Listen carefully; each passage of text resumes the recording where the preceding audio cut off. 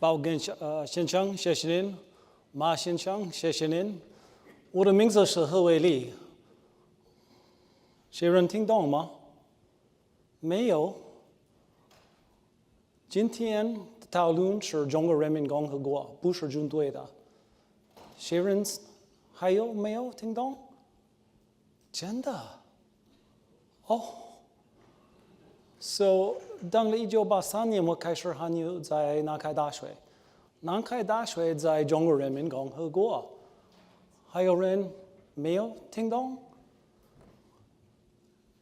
什么？可以翻译？啊，不错，好。So I'm actually 可以吗？可以告诉他们，很简单的，对不对？啊，好。我有很好的老师，不是我自己的。So I'll stop speaking Chinese. That's hard to do. But thank you to Ma Xincheng, Matt, and Bob. Sorry, I'm transliterating their names into Chinese. What we're going to talk about today is Chinese disruption strategy, specifically their technology dominance. And I am sorry, but I have to say I'm really disappointed in this crowd. Only 2 people speak Mandarin. Can I say Whiskey Tango Foxtrot to that? Or is that too much Marine for you? All right. You know, if I use an acronym that you're not familiar with, you need to stop and ask me. Do not wait until the end to ask questions because this is not a military briefing. I can multitask along with the best of them, so please ask questions, try and disrupt me. And for those that I've seated with questions in the audience, please try and play Stump the Chump. All right, so this is one half of who I am, or maybe a third. So I've met the authors, Lieutenant General Qiao Liang and Senior Colonel Wang Xiao Sui, 10 years ago at an economic conference. Those are the authors of Unrestricted Warfare, which Bob is quoted in. So it's interesting to state that's kind of who I am. The other half is that I've discovered a vulnerability in a country's national infrastructure. I can't tell you where, because if you have to ask, you don't really have a need to know, and I think that's funny given this audience. But it is a southern hemisphere, so all right. No questions yet, goodness sake. So here's China's perspective. They see themselves as being attacked by everyone else. And from this point forward, we're going to focus on the way that the Chinese view the outside world, not the other way around. I will not speak ill of a culture, a nation, a language, an economy, or a people. Never have, never will. It's not my style. I've been to war, don't need to do it.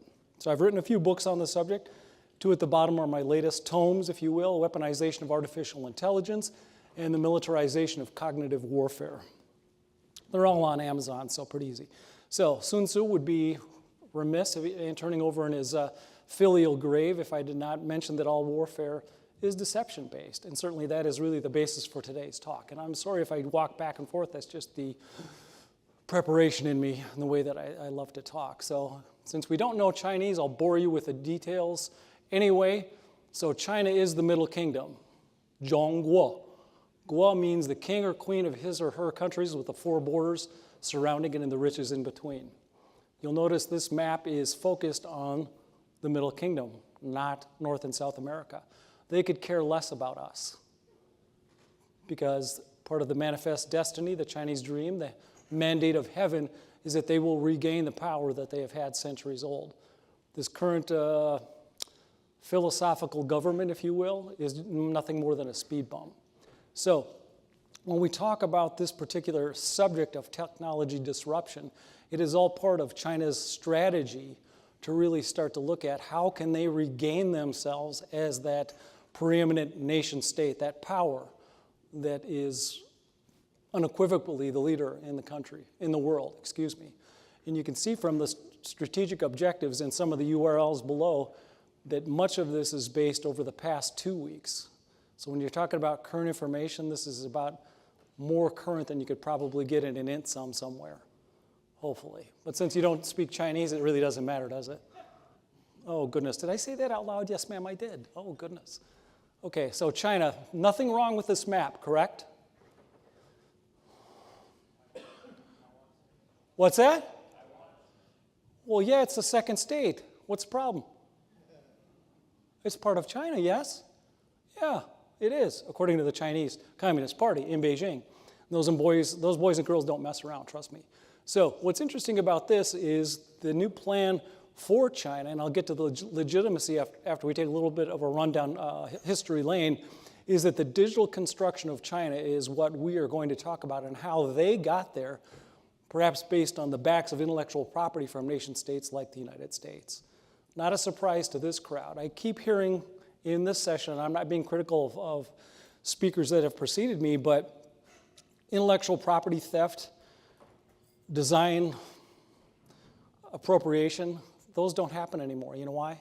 Because I'm going to show you that the Chinese have indeed progressed so far that items of technological wherewithal will now be based in Chinese design rather than the other way around.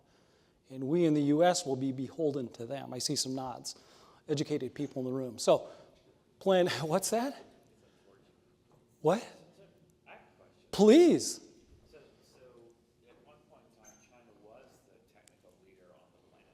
Correct. Gunpowder, everything else. How did they think they lost the technical lead? We don't talk about those things. Yes, I'm so sorry. Goodness sakes. Standards of military briefing. Yes, his question was, China led in gunpowder, spaghetti, pizza, so on and so forth. Technology across the board. Thank you, sir, for helping me paraphrase. So how did that happen, and what does China think now? And as I mentioned, how did they lose it? Thank you again for summarizing your question. From their perspective, it didn't happen. Yeah. Why are they trying to catch up then? Well, they're not going to catch up. They're already ahead of us. Yeah, they are. Yeah. They believe that, it was a mere, speed bump when you think of the history, 5,000 years. And it's just a temporary, transitory phase that they're going through. And now with Xi Jinping as the leader for life, that's going to continue to accelerate. And remember, this, as I mentioned in my opening statement, this is not a military briefing, but a government briefing based on the People's Republic of China. Yes, sir. So what about innovation? I've always looked at them, yes, from a standpoint of going out and getting intellectual capital to keep up. But what about the innovation that you're talking about, which will keep them at the forefront? Yes, so if you didn't hear his question, how will China continue to stay on the innovative edge? I'm going to paraphrase a little bit. Yeah. Let me get to that here in a second. And that was not your stump the chump question. Yeah. No. Okay, so we'll get there. So Project Plan 863 came out in March of '86, which was the Chinese government's plan based on 4 academics saying we must innovate within China. So I'm getting to answering your question, sir. What's interesting about this is Xi Jinping, sorry, that was a slip, Deng Xiaoping, then Premier of China, approved it after it was proposed to him. This is different than what is happening now in China. In other words, it's a autocratic top-down mandate when it comes to these types of plans. So this historically was the beginning, was Plan 863. And then we have, interestingly, they wanted to have a strategy that dominated high tech for China. And it mentions nothing about intellectual property theft, sir, to answer your question. It talks about no innovation stealing. It mentions nothing about copying. In fact, the Chinese view the Japanese version of intellectual and innovation as a loss of face. Copying is something the Japanese do. We as Chinese do not do that. This was 1986. And of course, technological superiority is exactly what the Chinese wanted to do. Now, active economic warfare targets, if you go to these URLs, and I've been told by perhaps somebody in the Federal Bureau of Investigation that this is old news, but I will tell you historically, if you had gone to these websites and knew about 863 plan when it came out, you would know precisely the industries, the companies that they were targeting. And guess what? They're still doing that today. Which leads us to the 973 plan, the third month of 97, which further exacerbates, that's a good word, isn't it? Exacerbates what China was thinking at the time. This was not a scientific community suggested plan, but one of this is how we're going to innovate our way out of this. And what's interesting about this is it enhanced what had been brought forward from 863, and if you know your hacker timelines inside China, that's about the time that the Chinese had their first interaction with Germany, and that's when they started to discover the internet. And that's how they started to realize, wow, we can reach out and touch somebody. I'm not talking about AT&T. I'm talking about how they can basically gather intellectual property. Now, when targeted planning comes from a nation state like China, it's important to know the landscape of the programs that are out there. And what's so funny is you don't need to speak Chinese to be able to go to any consulate in the United States for China, and it has this list of programs on it. Still in the clear, still there today. And you don't have to use Google Translate to get it because it's all in English, modern English, that is. But so what is this 973 program that I'm talking about? Well, strategic research and requirements based on 863 started to come around. And this database, which I'm referring to on this particular slide, gives you an idea. You can search by any type of innovation, and it will tell you what researcher, what company, what university is working on it today. Certainly everyone knows about this, right? You do. Okay, you know about 973 database? Okay, fantastic. So I could stop right now, and national security in China and innovation is, you could give the talk, right? We did an 88-page research. Who were you with, sir? Booz Allen. Oh, Booz Allen, oh yeah, of course. All right. So what happens when 863 and 973 collapse? Well, in 2025, we have, 9 years earlier, 2016, the National R&D program comes out and basically says, this is where we are going. Our intent is what we'll be talking about from this point forward. We are going to take innovation from around the world, and we're going to make it Chinese. So rumbling around in your head should be Nortel, Apple, all of the big marks. Google, Qualcomm, absolutely, absolutely.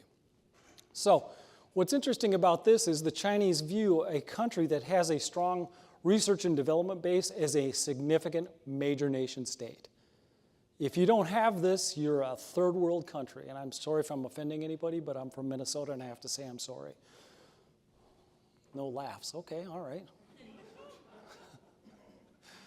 Which brings us to Made in China 2025. So I'm going to answer your question a little bit indirectly, sir. This is interesting because now, as I teased you with early on, Made in 2025, Made in China 2025 means that innovations now will be presented to the world that are better than the Americans, better than the Germans, better than the Italians, including security technologies, bio, pharma, et cetera, everything. So when the mark of Made in China, as you can see up there, starts to appear on boxes, you'll know that your country or your company or your enterprise has already been owned.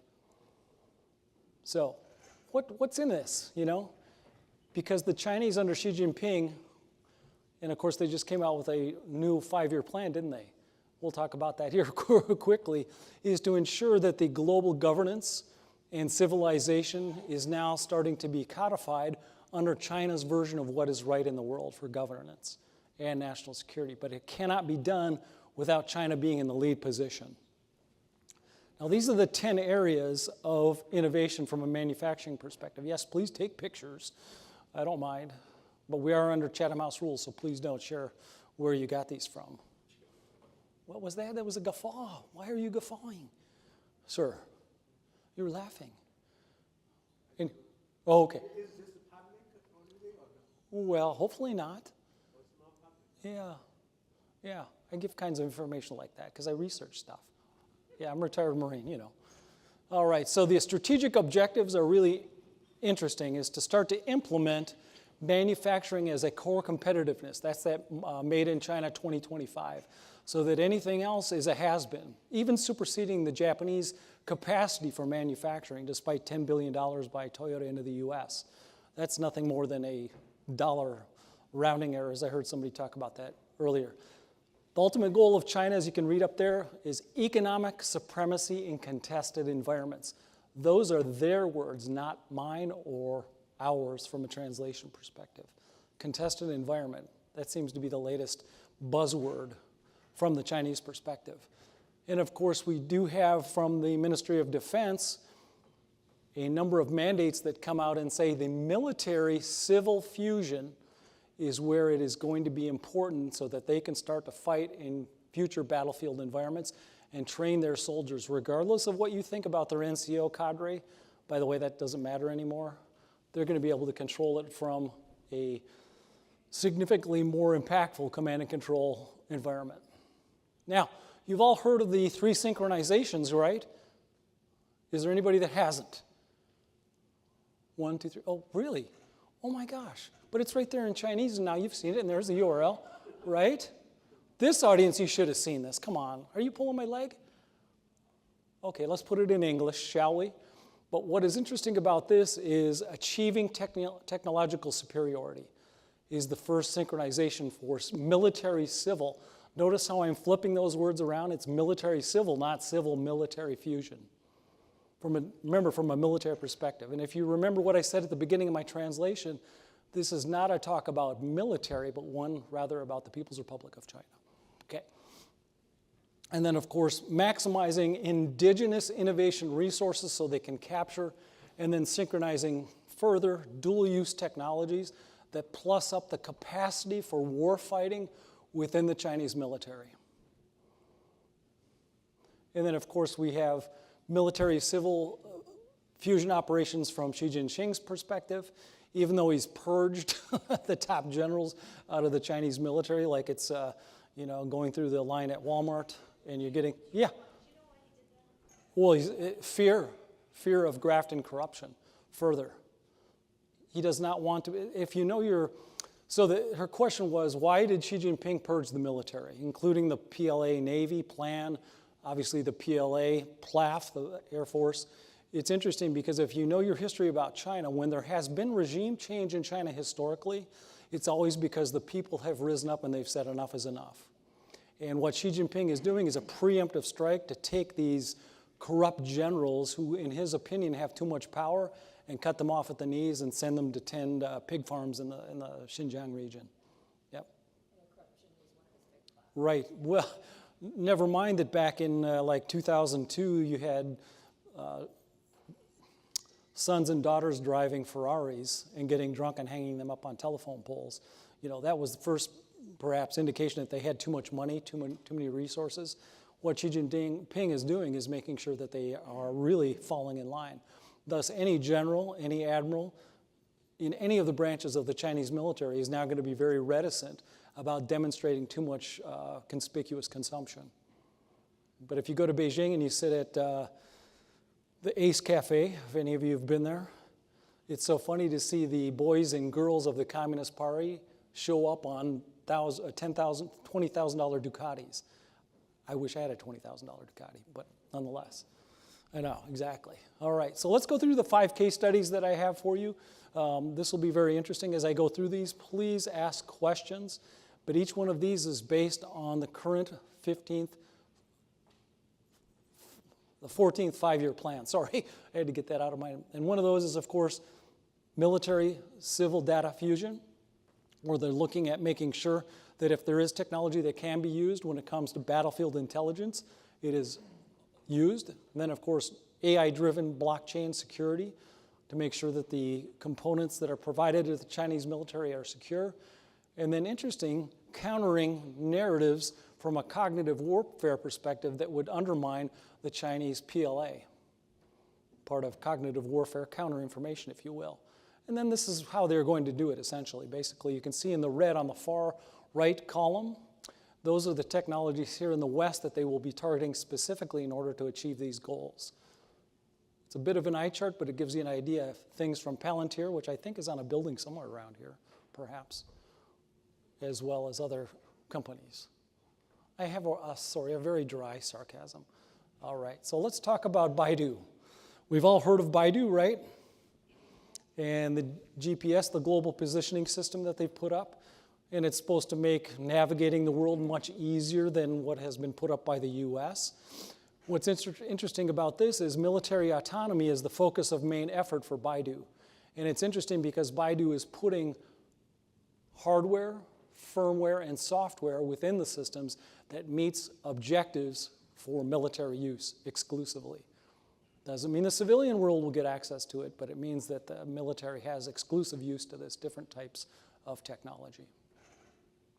And of course, they want to make sure that those darn foreigners are not jamming their foreign military communications, along with making sure that swarm warfare is successful in its final form.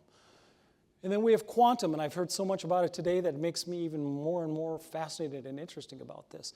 And they're looking for quantum-resistant OODA loops. so that they cannot be violated in a contested environment by an adversary. And number 2 would be coordination with drones so that the less than 1 millisecond latency is achieved so that they can really control those at the time and place of their choosing against a target. If this were military, I'd talk about the 5th Fleet off of Catalina Island, but I won't. That would be, there's some wry smiles. And then real-time analytics for edge computing for units that are deployed within the People's Liberation Army. And these are some of the technologies. You'll know that it starts to get a little bit longer in terms of some of the technologies, so if you'd like to take a picture, I will not be so banal and benign as to read you all of those, but it gives you an idea not only of Western US technologies, but those across Europe and other parts of the world that they, as the Chinese, see as the best in class that can help them plus up the capabilities to achieve dominance technologically and from a military perspective over the West. Now, what's really interesting this is war in the new era is something that China has to focus on. And they are talking about how they will train for the combat that they will fight in. And this means both kinetically and non-kinetically. So think about that for a second. When I say non-kinetically, that means using methods such as cognitive warfare, weaponization of artificial intelligence, etc. And I'll tell you what those all 3 add up to here in a second. And then, of course, we have dual use, infrastructure hardening, smart hubs for logistics for naval twin models, if you will, up there. And then 5G-enabled railways for massive deployments rapidly of Chinese troops. And there's the list. And this is where Singapore starts to come into it, as you can see, along with Ericsson and then German Siemens Railgen. So they're starting to take a look at innovations that the US cannot produce. They don't provide them any value. They're going to go to other countries to find those because they do not see us as a valuable partner anymore for providing innovation that can help them. So that meter is starting to switch. And then my favorite, cybersecurity and information warfare. So active cyber defense that prevents attacks, legacy chip systems that are loyalty-based so that they don't introduce new backdoors based on their country of origin, and then AI-powered disinformation campaigns vis-a-vis cognitive warfare. Fascinating stuff. And this is how they will achieve it. So Palo Alto, of course, CrowdStrike, et cetera, et cetera. This gives you an idea of the different Western technologies that are out there. Now, military autonomous systems and AI dominance. This is where compression and destruction of the adversary's OODA loop becomes important. Disruption of that, observe, orient, decide, act, is important, and this is what they'll be doing. And then certainly swarm intelligence is another third stool of that. And here are the technology companies that you will see being focused on. Obviously, NVIDIA from an AI perspective, and then, of course, Qualcomm, to the gentleman that mentioned that before. Here you go. Now, weaponization of artificial intelligence, very important for the Chinese military. Because this is interesting because the caveat is they do not want to do it without safety features in place. They do not believe to go weapons-free when it comes to artificial intelligence. If you don't know what weapons-free means, just ask. Everybody in this audience should. Okay, good. Right? You don't know?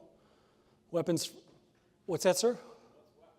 Weapons-free means that anything that is in front of you and your weapon is on auto and you just kill everything you see.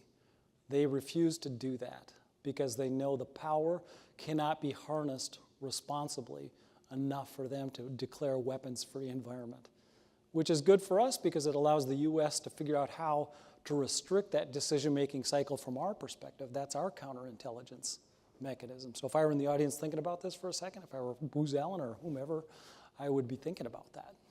But again, I'm just a knuckle-dragging Marine from Minnesota.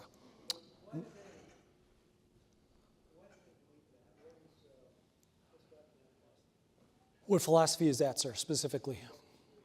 Why do they believe they should not go weapons-free? Yes, sir. So the gentleman's question is, why does the Chinese military believe they should not go weapons-free?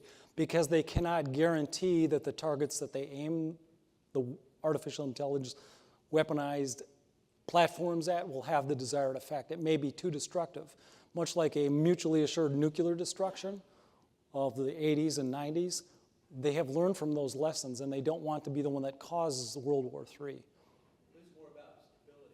Absolutely, yes, sir. And it's interesting because it does have a Chinese government governance component to it, in that they want to make sure that they do not lose face by starting a war. And remember, if you know your history, their troops have not seen combat much like the rest of the West has. Although they pine for it, they don't want to be part of it because it's not a Chinese cultural mores. So that's part of it. I know it's a very thin veneer, but it is what it is. So the modern Chinese military intent is intelligentized warfare. It is also dissipative, which includes quantum computing, artificial intelligence, and a combination of all of those, really to destabilize an adversary at the point and place of time of their choosing. So if you've been in the military and you're a commander, say a senior field grade, and you read something like that, and you are not prepared to deal with that on the battlefield, that could perhaps give you pause at night. And the responsibility within the Department of War, I would suggest, is how to figure out how to disrupt their ability to disrupt us. Yes? One of the things you said earlier about why they're not, isn't economic ties to the U.S. also an implication? I mean, they hurt as we hurt. Like it's our economy, and we're so tied, we're intertwined. It's not a standalone situation anymore. Yes, ma'am. Is that a way of thinking over there? No. No. The lady's question was, economically, aren't we tied at the hip? I'm going to paraphrase a little bit.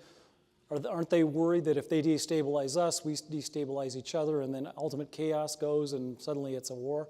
Yes and no, they don't. That has started to flip, as I mentioned, with a little bit of a allegorical symbolism of the needle. They don't necessarily need to worry about that anymore. They have been selling off their bond positions here in the U.S. for years. It really doesn't matter anymore. At any point in time, besides the land that they own in the U.S., which is just unbelievable, they really have a much more stable integration in our economy than we will ever have in theirs. So it is yet another part of soft power. Yes, sir, in the back.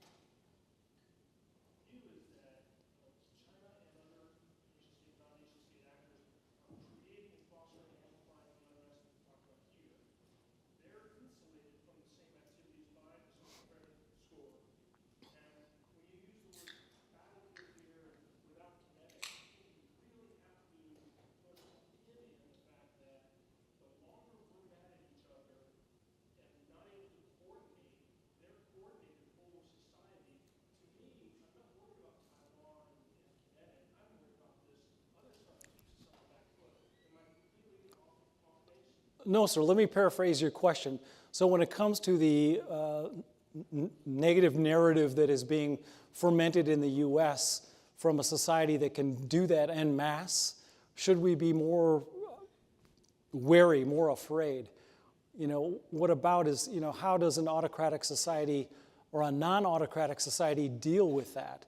They can mobilize thousands of web Netsians to send negative message, engage in Facebook, engage in TikTok, engage in some of these other platforms that the American people does not equate with China's influence operations. And they can execute on that. We are so bifurcated, I hate that word, but I'm going to use it, and so destabilized when it comes to a conscious, consistent thought. Not since World War II have we seen a diaspora like that. And until something happens tragically, we'll still be a fragmented society. And that's not a political statement, it just is. Yeah, so a good point. But they are able to really, without kinetic escalation, undermine the rule of law within a country. And they're starting to do that here in the US. So here's the view of Chinese warfare model. You've probably seen that from the Western perspective. Should be familiar to a lot of you who have studied or served. And then, of course, in English, dissipative warfare is what we're talking about. So in the back, sir, you gave me a good lead-in. Of course, English doesn't mean anything because we should have it in Chinese, right? Right? So we should study that? Yes. All right.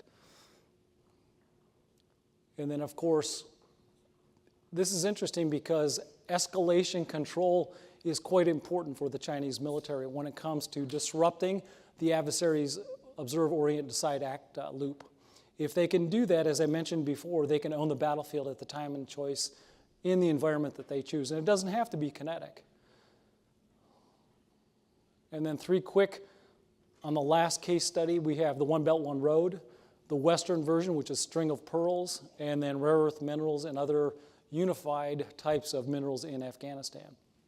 So One Belt, One Road, I heard us talking about it. For those of you that are not in the know, it is the maritime version of Marco Polo's land route, if you will, and all the technology that he brought back. What's interesting about each one of the ports, and I'll talk about those here shortly, is that they, being different parts of the world, including Djibouti, including Chittagong in Thailand, and we'll talk about the last one in Sri Lanka. And then, of course, the string of pearls, if you were to overlay the map with One Belt, One Road, you can see that that Western concept is something that they study because suddenly they're thinking, well, wait a minute, why is America studying it and calling it the string of pearls when indeed it is actually the One Belt, One Road? And then this gives you a list, not a complete one, but it at least gives you an idea. I've often teased the Brits when I go and visit Whitehall, and I say, you know, the ultimate end state for the One Belt, One Road is colonization of the United Kingdom. It's true. Whoever signed that 100-year lease in Hong Kong really did the Brits a disservice because British troops were stationed on Chinese soil and they are never going to forget it. Luckily, we have not had foreign troops stationed on our soil. Why do I think what is? What's their decision matrix there? In which part? Them becoming, Well, they haven't had a reason to yet because economically they're so far ahead. They don't really need to station troops, but they're looking at what has happened with the Qatari Air Force in Idaho, and they're like, well, we could, you know, if something happens to America, like the grid goes down, we could easily land in Idaho and help the Qataris plus up the infrastructure for you. If there are rolling blackouts caused by some hackers, not that we would ever do that, we can bring in generator sets, and ensure that the stability and continuity of electric power is assured and you don't run into chaos. You may have to take swear to a different flag, but I'm sure that's fine, right? The gentleman's not listening. Oh, goodness. That's perhaps indicative and symbolic of this whole exercise, isn't it? All right. Yes, sir, please. what are they doing to address the demographic issue that they have since they have now more people older than 54 than younger? And some economists feel like they can't sustain the type of productivity they need to feed themselves in the next 10 years. Yes, so the gentleman's question was, what is China thinking about in terms of the demographic issue of an aging population? I would say that the aging population for them is one of filial piety, meaning paying homage to those elders, mothers, fathers, grandfathers, grandparents, and set that issue aside. The larger issue is the left behind women. Because of Deng Xiaoping and Mao Zedong's one-child policy, wherein a female was less than worthy, you're starting to see where there are too many women and not enough men. And it's becoming a very lopsided issue. Not to say that the women are less successful. In fact, many of them are more successful. But what is happening is you have a society that cannot sustain itself with just one side of the chromosome or the other. Cannot do it. And that's one of the fears for Xi Jinping that he's going to have to address. We won't hear about it until it is perhaps another policy where you have to have many more kids, which they changed the policy. Yes, sir, please. The gentleman's question is, why do they have more females than males? Because if I can't explain the dynamics of how babies are born in this particular, from a Chinese perspective, but if you tried to produce a child and all you could produce was daughters, they were all sent away. They were sent to the country to tend on farms. And the males, it was a sense of pride that you kept that. Unfortunately, if you kept having females, you then became alienated by society because you could not provide an heir that would support the Chinese. It's not a political issue, but am I not answering your question? Or? So what are the implications of that demographic imbalance? You've got a strategy here, they have a strategy here, incredibly comprehensive. It's got to have an impact on their ability to execute. Oh, absolutely, yes, it does. I mean, I think, from a military perspective, from an economic perspective,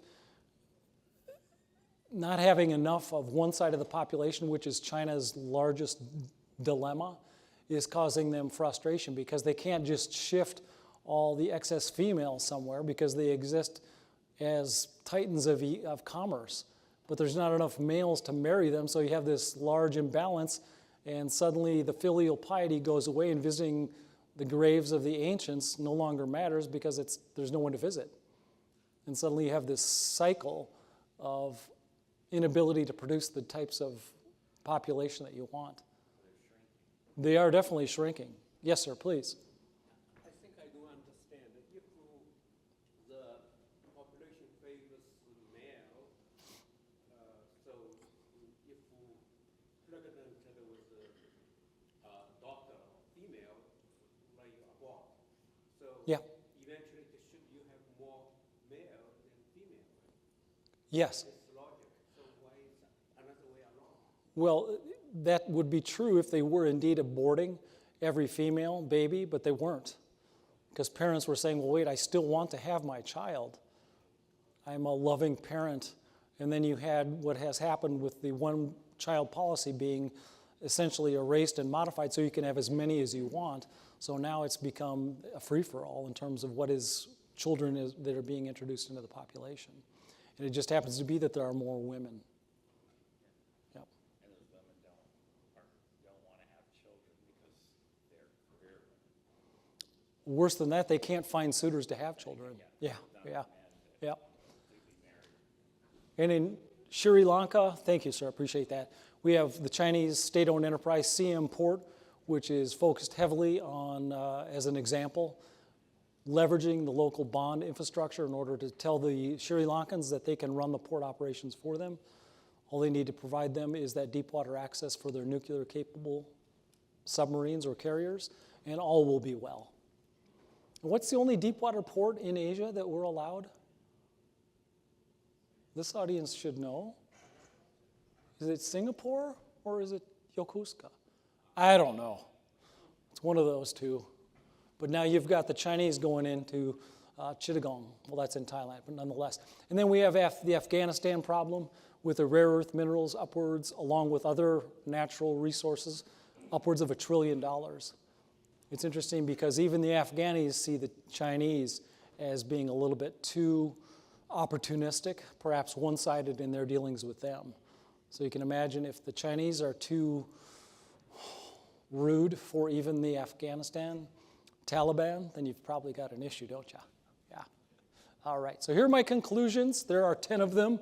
I'm not going to read these in verbatim, but this is really, if you were in this room and you were a decision maker for the government or an agency within the U.S. government, these are 10 rules of the road, if you will, in terms of how you can counter the integrated technology dominance from the People's Republic of China. I encourage you to take a picture, but wait, there's more.